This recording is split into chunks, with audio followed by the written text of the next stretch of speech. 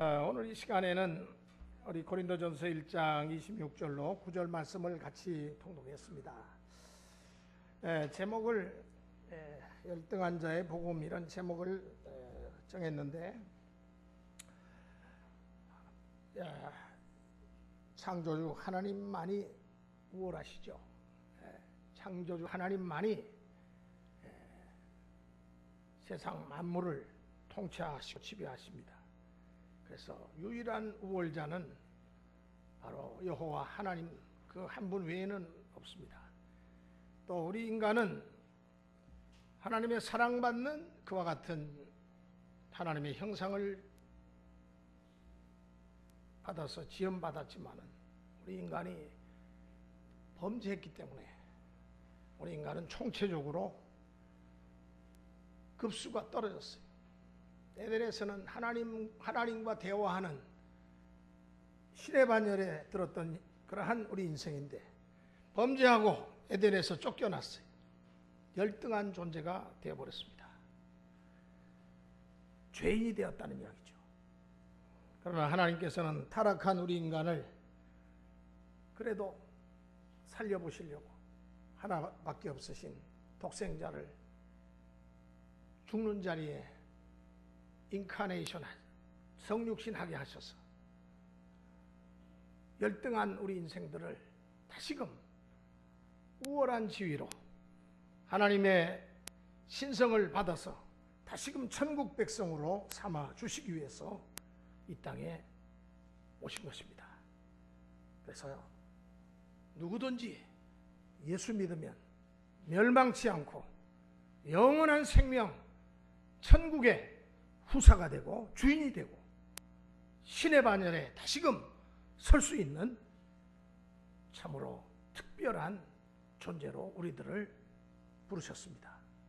그래서 이 예배는 내가 예수 믿고 믿음으로 하나님의 자녀가 돼서 우리의 급수가 열등한 죄인의 반열에서 이제는 우리가 하나님의 자녀의 반열을 다시금 차지했기 때문에 이 예배는 감사와 감격과 기쁨의 잔치가 되어야 됩니다.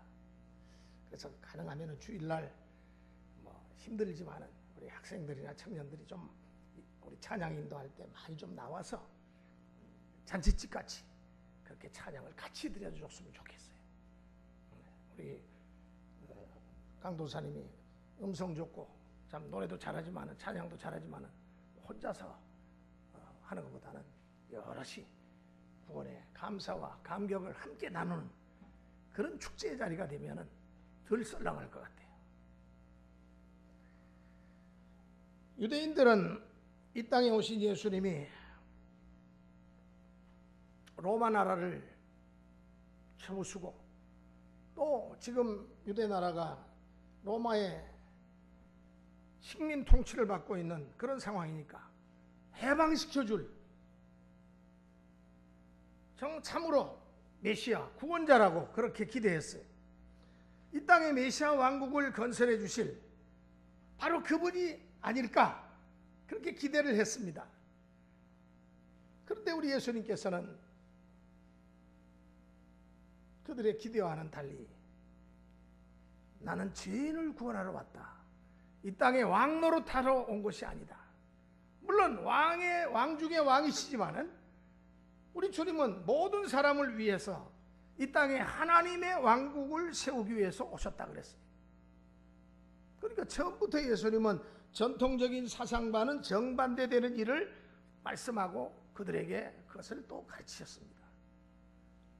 그래서 예수님은 그 시대의 랍비들이 하는 말과는 전혀 다른 말씀을 하셨어요. 나는 죄인들의 친구다. 나는 죄인을 구원하러 이 땅에 왔다. 그리고 우리 예수님은 성령으로 이 땅에 인간과 또한 성령의 능력을 힘입고 이 땅에 오신 신인의 성품을 갖고 계십니다. 그래서 우리 예수님은 인간 족보도 갖고 계세요. 우리 예수님의 족보에는 유다의 자부 그 다말 여성들 중에 도무지 이런 여성을 족보에 기록해야 될까 싶을 정도로 다말이라고 하는 여성, 기생 라합이라고 하는 여성, 또 다윗과 바람난 우리아의 아내 밧세바라고 하는 여성들, 이런 여성들이 족보의 조상으로 기록이 되어 있어요. 사실 이 모든 것들이 세상 윤리로 보나 선민 이스라엘의 전통적인 그 사상에 비춰보나 용납될 수 없는 그런 일들입니다. 그런데 우리 예수님께서는 그와 같은 범죄한 인간, 타락한 인간, 실수하는 인간, 이 세상에 버림받고 죄 많고 가난하고 멸시받는 열등 인생, 실패한 인생에게 복음을 전하시고 또 저들을 구원의 길로, 천국의 길로 인도하시는 일을 하셨다라는 사실입니다. 유대 나라에 베데스다 연못이 있는데 지금은 물이 다 빠졌지만은 저도 가봤어요. 아주 깊어요. 가끔 물이 그 당시에는 가득 찼는데 물이 어느 날 갑자기 동해에서 움직일 때, 그때 제일 먼저 물에 들어가면은 그때 천사가 내려와 가지고 그 물을 그렇게 물이 동하는데 어떤 병에 걸렸든지 그때 들어가면은 고침을 받는 그러한 일들이 있었습니다. 그런데 그 연못가에 38년 된 중풍병 환자가 이제나 저제나 누가 나를 때를 잡아서 나를 저 베스다 못에 좀 던져주면 좋겠는데, 때를 기다리고 있는데 누구도, 다 거기 온 환자들은 자기가 먼저 급하지 다른 사람을 생각할 여가가 없어요. 그러나 이 사람은 혼자서는 38년이나 된 거로 도저히 그 연못에 들어갈 수가 없고 또 실상 누구 하나 도와줄 사람도 없습니다. 그래서 언제나 그는 꼴찌 인생으로 소망 없이 살아가고 있었습니다. 그런데 예수님께서 이 열등 인생, 꼴찌 인생을 가지고 인생을 살아가는 이 사람에게 찾아와 주셨어요. 그리고 그의 오래된 그 질병을 고쳐주시고, 그러니까 그 자리에서 침상을 일고 벌떡 일어났어요. 사람들 앞에서 막 걸어갑니다. 그러니까 사람들이 너무 놀라가지고 눈을 동그랗게 뜨고 다들 쳐다보면서 아마 어떤 사람은 환호성을 쳤겠죠. 박수를 쳤겠죠. 예수님은 이렇게 꼴찌 인생, 열등 인생에게 소망을 주시고 새 생명을 주시기 위해서 이 땅에 오신 분입니다. 우리 예수님께는 절대 절망이 없습니다. 우리 예수님은 가난한 자, 연약한 자, 짓눌린 자, 열등한 자, 참으로 고통 가운데 있는 자에게 복음을 전하기 위해서, 저들에게 구원과 소망을 주기 위해서 이 땅에 오셨습니다. 우리가 좀 전에 읽은 본문 고린도전서 1장 26절로 29절을 다 같이 다시 한번 읽어보겠습니다. 26절부터 다 같이 준비되셨습니까? 시작. 형제들아, 너희를 부르심을 보라. 육체를 따라 지혜로운 자가 많지 아니하며 능한 자가 많지 아니하며 문볼 좋은 자가 많지 아니하도다. 그러나 하나님께서 세상에 미련한 것들을 택하사 지혜 있는 자들을 부끄럽게 하려 하시고 세상에 약한 것들을 택하사 강한 것들을 부끄럽게 하려 하시며 하나님께서 세상에 천한 것들과 멸시받는 것들과 없는 것들을 택하사 있는 것들을 폐하려 하시나니 이는 아무 육체도 하나님 앞에서 자랑하지 못하게 하려 하심이라. 천하고 멸시받고 가난하고 실패한 열등 인생에게 여러분, 이보다 더 큰 복음이 어디 있겠습니까? 예? 그래서 오늘 이 본문 말씀은 참으로 귀한 말씀입니다. 바로 열등 인생들에게 주시는 귀한 복음의 메시지입니다. 타락한 인간은 다 열등 인생이에요, 사실은. 그 사람의 학문이나 권력이나 지식이나 명예나 그건 도토리 기적입니다. 이 땅에서 20, 30년 그거 하다가는 다 죽어요. 그런데 문제는 하나님 앞에 섰을 때 어떤 믿음을 가지고 하나님 앞에 나타나느냐. 마태복음 20장에 보면은 포도원 주인이 길거리에 나가서 아무도 품꾼을 써주지 않는 열등 인생들을 찾아갑니다. 그들이 만나면은 아침에도 그들을 들여보내고, 그러니까 감독이 이른 아침에 가가지고 다 쓸만한 사람들은 찾아가지고 다 이제 포도원에 들어가서 일을 시키는 거죠. 그런데 이 주인은 일거리가 없어가지고 빈둥빈둥거리는 사람들, 일거리 찾아서 근심 중에 있는 사람들을 또 찾아갑니다. 오전에도 들여보내고 또 오후 1시에도 들여보내고 3시에도 들여보내고 4시에도 들여보내고 마지막에는 일이 거의 끝나갈 무렵인 5시에도 들여보냅니다. 옆에 지금 공사가 마무리 단계에 와 있는데 우리 복지회관 공사를 제가 처음부터 끝까지 지금 계속 옆에서 지켜보고 있는데 요즘은 이제 마무리 작업에 이제 내장과 외장들을 동시에 이제 일꾼들을 투입하다 보니까 아침 보통 7시 되면 일꾼들이 와서 기다려요. 그러면 7시 한 10분 되면 문을 이제 거기 이제 아마 담당 감독이 와가지고 일일이 일을 지시하면은 이제 물건들도 도착하고 그러면 그 물건들 내리면서 하루 일과가 시작돼요. 아무도 9시, 10시에 오는 사람 없습니다. 딱 정한 시간에 와야지 그날 임금을 줘요. 그런데 이 주인은 5시 무렵에도 포도원에 들여보냅니다. 일하라고. 여러분, 천국이라고 하는 곳은 마치 이 포도원의 주인이 시시각각으로 일꾼들을 보이는 대로 포도원에 들여보내서 일을 시키는 것과 같습니다. 쓸모없는 아침에 일찌감치 선택받아가지고 들어간 사람보다도 오히려 힘이 없게 생겼거나 참 뭔가 일하지 못하거나 아주 경험 없는 초짜들이나 이런 사람들은 일을 못하거든요. 그러니까 그런 사람들을 불러다가 열등 인생이라도 예수님만 믿고 영접하면은 구원받아서 모두 다 천국에 들어갈 수 있다고 하는 이 복음을 설명하고 있는 것입니다. 더욱이 품삯을 줄 때는 어떻게 줍니까? 먼저 온 자나 나중 온 자나 다 똑같이 줍니다. 그러니까 일찍 왔던 사람들이 볼이 부어가지고 씩씩거리면서 아니 우리는 아침 새벽 시간에 와가지고 늦은 시간까지 이렇게 열심히 일했는데 아니 우리에게 주는 하루 일당이나 저 늦게 5시에 들어와가지고 한두 시간 꺼적꺼적거린 저 사람이나 어떻게 이렇게 똑같이 줍니까? 하고 대들었어요. 그러나 내가 너희와 약속한 하루의 일당은 틀림없이 바로 그 금액인데 내가 선함으로 이 사람들에게 선히 행동하는 그 선을 당신이 나에게 내가 악하다고 대드느냐? 오히려 우리 예수님께서는 그들을 책망하셨습니다. 하나님의 생각은 인간의 생각과 달라서 죄 많고 가난하고 패배한 인생, 열등 인생, 고통 가운데서 도무지 자기의 기량을 발휘하지 못하는 낙오된 인생이라 할지라도 믿기만 하면은 값없이 구원받게 해주신다는 복음입니다. 여러분, 구약에도 장자도 훌륭해 보이는, 장자로 우리가 훌륭해 보이는 에서, 저는 에서가 인간적으로 남자로서 야곱보다는 에서에게 더 매력이 더 있었어요. 근데 에서는 결국은 낙오되고, 누가 장자의 지위를 차지합니까? 얍삽하고 아주 야가 빠지고 영악한 야곱이가 그 장자의 장자권을 빼앗고 축복을 받고 이스라엘의 조상이 되거든요. 그런데 우리가 인간적으로 볼 때는 야곱이가 좀 미워요. 거짓말도 잘하고 사람 등도 잘 치고 결국 나중에 다 당합니다.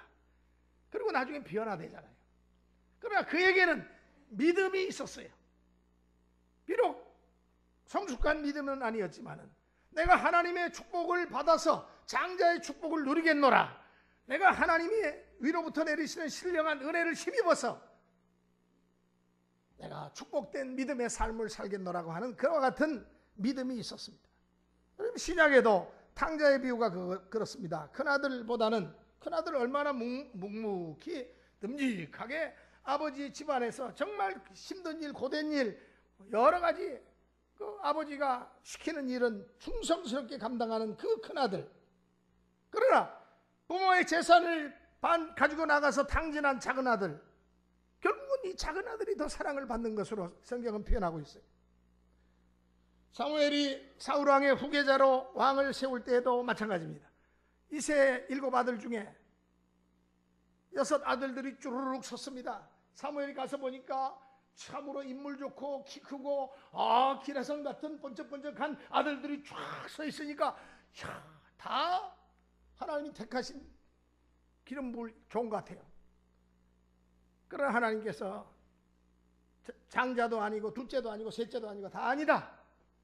그래서 사무엘이 이새에게 또 다른 아들은 없느냐?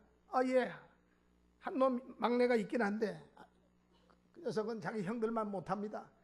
뜰에서 지금 양치고 있는데 데리고 올까요? 데리고 오시오.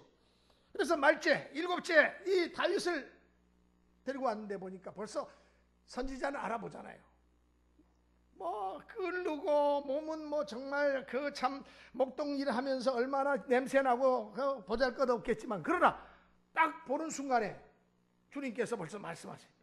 바로 저자다. 바로 저 청년에게 저 기름을 부어서 이스라엘의 후계자로 삼아라. 그래서 말째가 다윗 왕이 된 것입니다. 하나님의 생각은 이렇게 인간의 생각과는 반대가 될 때가 참 많습니다. 여기서 아주 중요한 진리 하나가 있습니다. 여러분, 세상 사람은 죄 많은 자, 가난한 자, 공부 못하는 자, 장애자, 패배자, 이런 사람들을 무시합니다. 우리 한국 사회는 그 무시하는 정도가 서구 사회하고는 다르게 눈에 띄게 무시합니다. 멸시합니다. 그런데 예수님은 그런 사람들을 오히려 더 가까이 하셨어요. 수고하고 무거운 짐진 자들아, 고통 가운데 있는 자들아, 그들이 우리 예수님께 더욱 가까이 나오게 됐습니다. 그래서 그들을 가까이 하시고 세리나 창기나 사회에 열등한 자들이 주님 곁으로 가까이 온 겁니다. 그리고 하늘의 영원한 구원과 새 희망과 새 힘을 저들에게 주셨어요. 그런 거로 사업에 실패했다고, 이번에 수능 점수가 낮게 나왔다고, 상급학교 진학시험에 실패했다고 하나님은 우리를 절대로 버리시는 분이 아닙니다. 도리어 그것이 하나님을 만나고 하나님의 더 큰 축복을 받을 수 있는 기회가 된다는 사실입니다. 보세요. 우리 주님이 이 땅에 오신 성탄절이 이제 다가오고 있습니다. 하나님의 아들 우리 예수님이 이 땅에 오실 때에도, 여러분, 이 세상에 얼마나 좋은 장소 많습니까? 구중 궁궐 같은 깊은 곳, 상하 침상에서 우리 예수님이 고고의 함성을 지르시면서 태어나지 않으셨어요. 시골 동네, 그 당시에는 별 볼 일 없는 시체말로 똥골 동네 베들레헴 마구간, 그것도 말 구유에서 탄생하신 것은, 이것은 어떤 낮고 비천한 인간도 우리 예수님에게 누구든지 누구나 아무나 쉽게 접근할 수 있게 하기 위함이라고 저는 생각됩니다. 인간의 절망은 하나님의 기회가 됩니다. 자, 그러면 왜 하나님은 약한 자, 비천한 자, 멸시받는 자를 택해가지고 귀한 은혜를 허락해 주십니까? 서론이 길었습니다만 간단하게 3가지를 말씀드리고 마치겠습니다. 첫째로, 하나님은 열등한 자들을 통해서 하나님의 의를 나타내시기를 원하십니다. 여러분, 하나님의 의가 뭡니까? 하나님의 의. 여러분, 하나님의 의는 진리를 말합니다. 참입니다. 구원을 의미합니다. 그러나 하나님 앞에서 인간의 의는 거짓입니다. 걸레 조각 같은 것입니다. 그래서 성경은 말합니다. 의인은 없나니 하나도 없다 그랬습니다. 또한 로마서 1장 17절에 보니까 복음에는 하나님의 의가 나타나서 믿음으로 믿음에 이르게 하나니 기록된 바 오직 의인은 믿음으로 말미암아 살리라. 인간의 의인은 이것은 거짓입니다. 걸레 조각 같은 것입니다. 그러나 하나님 앞에서 내 의의를 드러낼 수가 없습니다. 하나님 앞에서 인간의 의의는 아무 소용이 없습니다.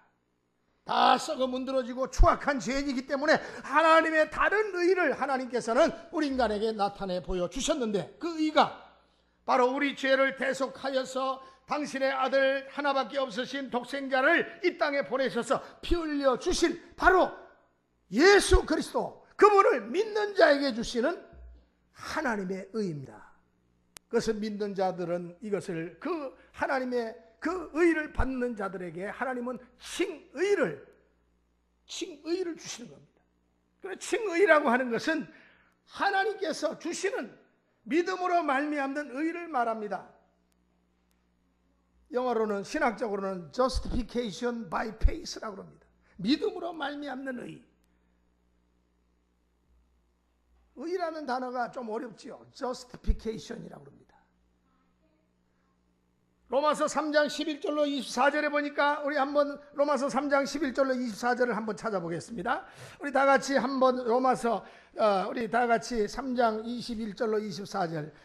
여러분 오늘 그 주보에 다 있습니다. 우리 다 같이 한번 읽겠습니다. 시작.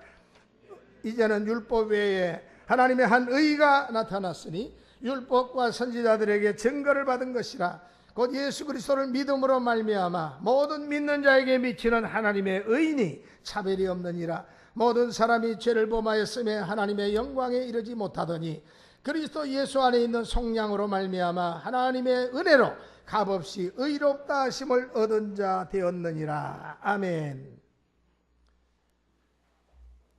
인간의 의를 폐하시고 하나님의 의, 다시 말하면 하나님의 아들 예수 그리스도를 믿음으로 말미암는 의, 이 의를 우리에게 주신 것은 구원받게 하시기 위함입니다. 구원받게 하시기 위해서. 두 번째로 하나님은 열등한 자를 통해서 하나님의 능력을 나타내시기를 원하십니다. 자, 하나님께서 이렇게 세상적으로 쓸모없는 열등 인생에게 은혜를 베풀어 주시는 것은 하나님의 능력을 나타내 보이시기 위함이라고 성경은 말합니다. 고린도후서 4장 7절에도 우리가 이 보배를 질그릇에 가졌으니 이는 능력의 힘이 큰 것이 하나님께 있고 우리에게 있지 아니함을 알게 하려 함이라.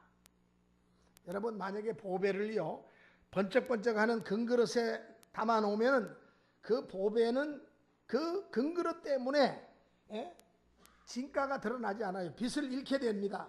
그러나 그 보화를 시커멓고 울퉁불퉁하고 볼품없는 질그릇에다가 담아 놓으면 그 보배가 한층 더 진가가 드러납니다. 빛이 더 난다는 이야기죠. 마찬가지로 능력의 힘이 큰 것이 하나님께 있고 사람에게 있지 아니함을 알게 하시기 위함이라고 성경은 말씀하고 있습니다. 고린도후서 12장에도 보면은 사도 바울은 능력의 종입니다. 하나님의 귀하게 쓰시는 종인데, 그런데도 이 능력의 종에게도 육체에 찌르는 사탄의 가시가 있었어요. 바울이 다른 병자들을 위해서 기도할 때는요, 희한한 각색 병자들이 다 나왔습니다. 수없이 많은 신의 역사가 나타났습니다. 심지어는 죽은 자들도 벌떡벌떡 일어나는 그와 같은 놀라운 일들이 일어났습니다. 그런데 정작 자기 몸에 있는 병은 고치지 못했어요. 특별 기도를 하나님 앞에 작정하고 3번씩이나 드렸는데도 불구하고 응답이 하나님께로부터 오기를, 내 은혜가 네게 족하도다. 이는 내 능력이 약한 데서 온전하여 짐이라. 알쏭달쏭한 말씀을 하셨습니다. 그런데 이것이 절대로 알쏭달쏭하진 않아요. 이 사탄의 가시 때문에 자신의 연약함과 자신의 부족함을 깨닫고 더 겸손하게 하나님께 매달리고 하나님께 의지해서 하나님의 능력이 항상 바울 사도에게서 떠나지 않게 되었다는 사실입니다. 그러니까 그것도 은혜예요. 그 다음부터 잘난 것을 자랑한 것이 아니고 약하고 못난 것을 바울 사도는 자랑하기 시작했습니다. 오늘날 현대인들은 잘난 것을 자랑하잖아요. 응? 남보다도 내가 월등한 것을 자랑하잖아요. 저는 페이스북을 안 합니다. 이 페이스북을 들어가서 한동안 하다 보니까 다 자랑만 하게 돼요. 다 좋은 곳, 내가 방문했던 곳, 좋은 일 한 것, 그런 것만 자꾸 드러내게 되니까 이것은 아니다. 그런 생각이 들어서 페이스북 들어가서 한 몇 달 하다가 그 뒤로는 제가 끊어버렸습니다. 그러니까 뭐 여기저기서 미국에서 친구들이 왜 박 목사 사라졌냐 난리가 났어요. 근데 사라진 게 아니라 이 소통을 안 하려고 하는 게 아니라 왠지 모르게 이건 아닌 것 같아요.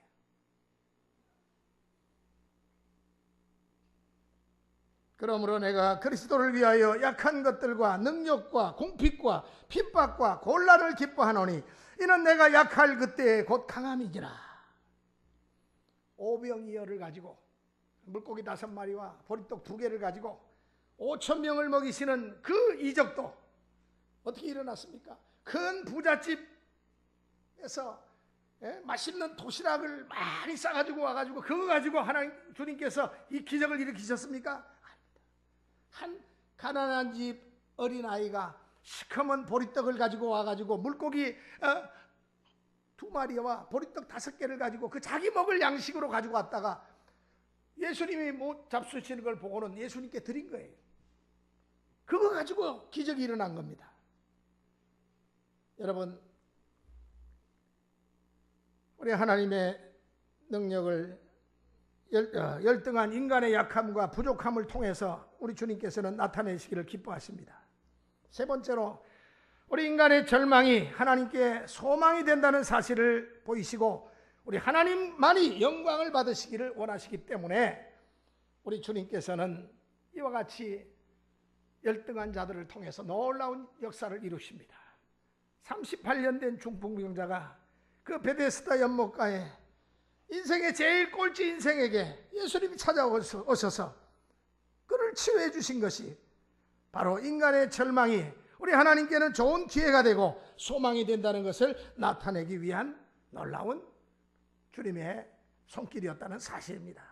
우리 예수님이 십자가에 달리실 때 강도 한 사람이 그 죽는 그 순간에도 주님의 나라에 임하실 때 주여 저를 기억해 주옵소서 회개하면서 주님을 믿을 때 우리 주님 말씀하시기를 십자가상에서 전도하신 거예요. 내가 오늘 나와 함께 낙원에 있으리라 말씀하시면서 그 한편 강도를 구원해 주셨습니다. 어떤 분이 말하기를 인간의 비극은 인간이 약한 데 있는 것이 아니라 너무 강한 체하고 하나님을 의지하지 않고 하나님에게서 떨어져서 독립하려고 하는 데 있다고 말을 한 그 말이 의미가 있습니다. 모든 면에 우리 인간이 하나님 앞에서 절망을 느끼고 하나님께 매달리고 하나님께 의지해야 되는 것입니다. 너무 잘난 사람들은 하나님께 매달리는 그 열정이 약해요. 자신의 머리와 경험과 지혜와 지식을 의지하니까. 그러니까 부자나 너무 잘난 사람이 천국에 가기가 참 어려워요. 하나님은 우리가 항상 기도하기를 원하시는데 참된 기도라고 하는 것은 자기의 연약함과 부족함과 무능함을 느낄 때 참된 기도를 드릴 수가 있습니다. 그리고 하나님은 모든 일에 인간을 통해서 영광과 찬양을 받으시기를 원하시는데 근데 우리 인간이 피조물이 창조주를 향해서 너무 잘난 척을 해요. 하나님이 도와주셔서 그들의 조상들의 기도와 그의 부모의 기도와 모든 주변의 기도로 인해서 하나님께서 세워주시니까 자기가 본래 대단한 인물인 줄 알고 잘난 체하고 하나님께 영광을 돌리지 않으니까 하나님께서는 그래 나는 저 돌들로도 소리를 지르게 할 수 있다. 하나님께서는 연약한 자들 정말로 볼품없는 열등한 자들을 택하셔가지고 은혜를 베풀어 주신 뒤에 영광을 받기를 원하십니다. 그러니까 아유 나는 못났다 열등감에 사로잡혀 있는 분들 부족해 그게 신앙으로 바꾸세요. 그것을 기도로 바꾸세요. 그러면 여러분들을 하나님께서 사랑하는 자로 이렇게 세워주십니다. 하나님께서 세상에 미련한 것들을 택하사 지혜 있는 자들을 부끄럽게 하려 하시고 세상에 약한 것들을 택하사 강한 것들을 부끄럽게 하려 하시며 하나님께서 세상에 천한 것들과 멸시받는 것들과 없는 것들을 택하사 있는 것들을 폐하려 하시나니 이는 아무 육체라도 하나님 앞에서 자랑하지 못하게 하려 하십니다. 우리 대한민국만 봐도 이 말씀이 성취된 것을 우리가 알 수 있지 않습니까? 우리 6.25 전쟁이 일어나고 대한민국은 폐허입니다. 그 폐허 위에서 예수를 믿었던 성도들이 밤낮 가리지 않고 울부짖고 하나님 앞에 부르짖고 주의 전에 나와서 헌신, 봉사, 충성했더니 하나님께서 그들의 기도로 이 나라를 반석 위에 세워주시고 경제를 일으켜주시고 오늘 세계 많은 나라 사람들이 부러워하고 두려워할 만큼 이 나라를 하나님께서 이렇게 축복해 주신 것은 열등한 자를 하나님께서는 그들의 믿음을 보시고 기도를 부르시고 그들을 세워주시는 걸 말합니다. 우리 사무엘상 2장을 한번 보시겠어요? 그럼 읽고 마치겠습니다. 사무엘상 2장. 사무엘상 2장 6절부터 8절까지 410페이지, 구약 410페이지 다 찾으셨으면 아멘. 자, 사무엘상 2장 6절부터 8절까지 읽겠습니다. 시작. 여호와는 죽이기도 하시고 살리기도 하시며 수월에 내리게도 하시고 거기에서 올리기도 하시는도다. 여호와는 가난하게도 하시고 부하게도 하시며 낮추기도 하시고 높이기도 하시는도다. 가난한 자를 진토에서 일으키시며 빈궁한 자를 거름더미에서 올리사 귀족들과 함께 앉게 하시며 영광의 자리를 차지하게 하시는도다. 땅의 기둥들은 여호와의 것이라. 여호와께서 세계를 그들 위에 세우셨도다. 능력이 많으신 주님, 창조주 우리 하나님 앞에 나와서 믿음으로 주의 이름을 부르면은 누구든지 주의 이름을 부르는 자는 구원을 얻으리라.